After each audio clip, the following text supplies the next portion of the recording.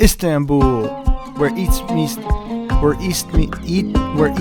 West, and where one of the largest airport terminals in the world was opened just a few years ago. It's 8 p.m. I just arrived in Istanbul, and my flight doesn't board until 4 a.m., which means I have 8 hours in the Istanbul airport.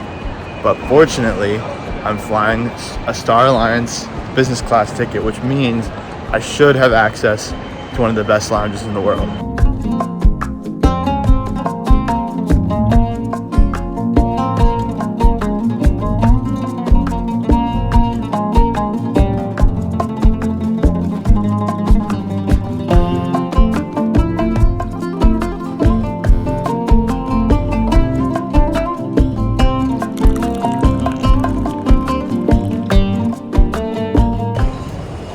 I can't believe the spread that's in front of me right now. I feel like I'm in a 5-star restaurant, not an airport lounge.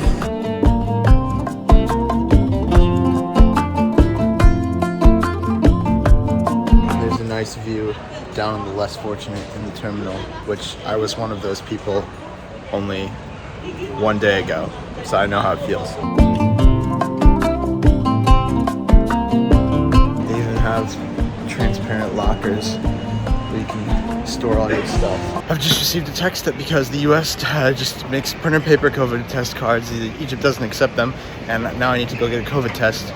But luckily I found out the lounge and the lounge showers are open 24/7, so I'll be back after I get my COVID test.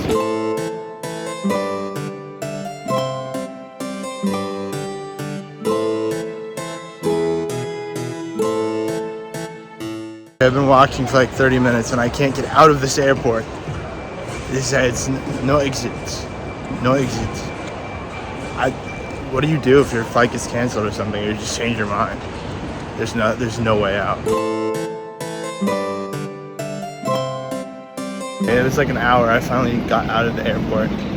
Now I have to go get the test. Maybe I'll be able to get back into the airport because I have to do passport control again. At least I'll get more stamps on my passport. I'll have like 8 Turkey stamps by the time this trip is done.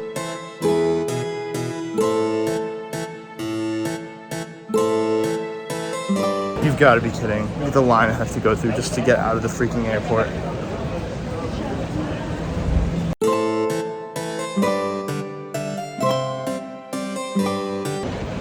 Okay, passport control guy turned me away. This is getting really complicated for a COVID test, and I've heard that they don't even check in Egypt.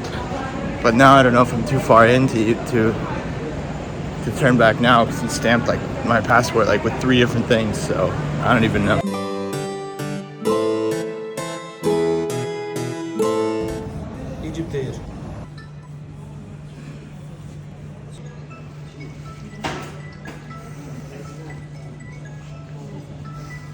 Passport control agents called someone, made me stand there for 30 minutes. They're like, wait, someone's coming. So there for 30 minutes, no one came. And then he was just like, okay, actually, just go to a different desk.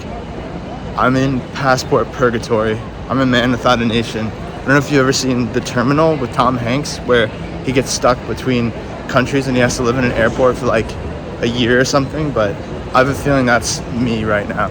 So welcome to a year in the Istanbul airport.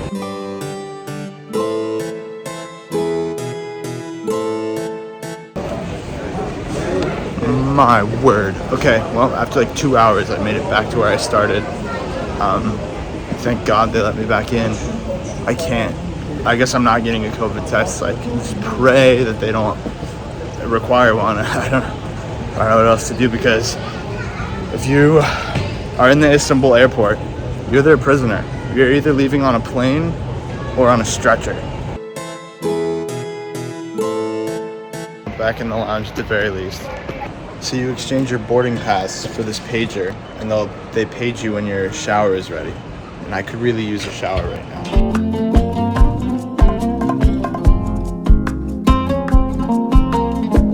It's a beautiful day in the neighborhood. A beautiful day for a neighbor. Would you be mine? Could you be mine?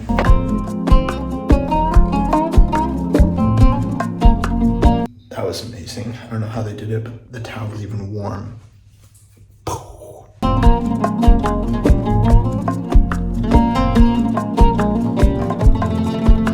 sitting now in the tea room where they have this incredible make your own tea setup, and the ambiance is all like tea related.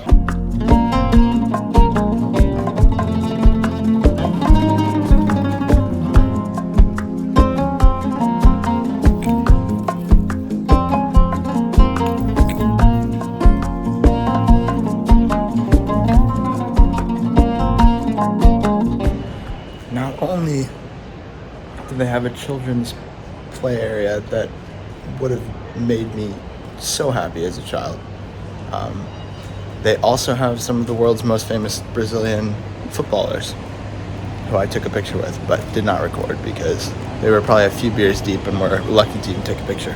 Shout out to Richarlison, Fred, Ederson, and Raphinha.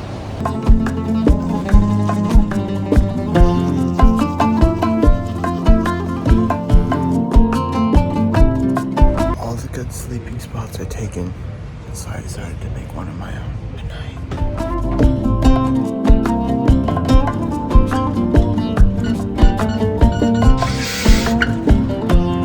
Aside from the whole passport fiasco, that was one of the best 8 hours I've ever spent in an airport. So thank you, Turkish Airlines. Now it's time to go to Egypt. My boarding pass said I boarded at 4. It was 3:50 and I looked at the monitor and it said last call. I've never run faster in my life.